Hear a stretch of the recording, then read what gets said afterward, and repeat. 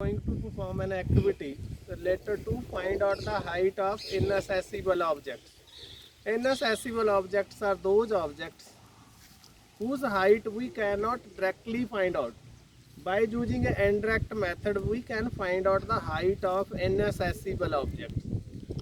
The most applicable method to find out the height of inaccessible object is a trigonometric method in which we use the tan theta to find out the height of inaccessible objects.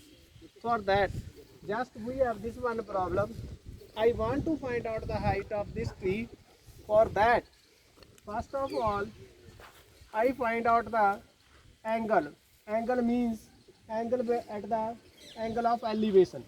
Elevation means the angle between the top of the tree and this point.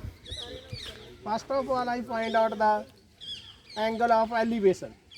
Angle of elevation means this one angle is equal to this one angle. Why? Because both are vertical opposite angles. So these angles are equal. By using this instrument, this apparatus, I find out the angle, which angle is equal to 60 degree.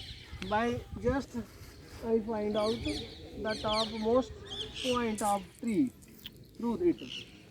The angle is 60 degree. Then I measure the distance between the from this instrument, means from this base point up to that point. This one is equal to that is equal to 35 foot. This one is a 35 foot. Now it becomes a right angle triangle. This angle, imagine it is a 90 degree angle. By using the tan theta is perpendicular upon base.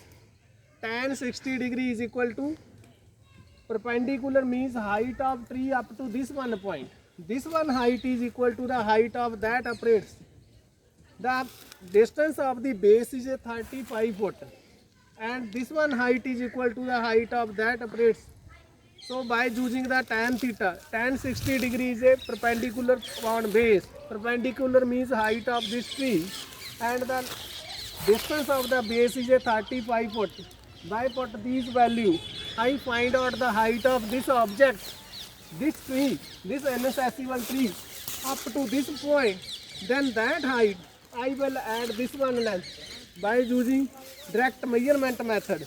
And this way we can find out the height of this inaccessible object. Thank you.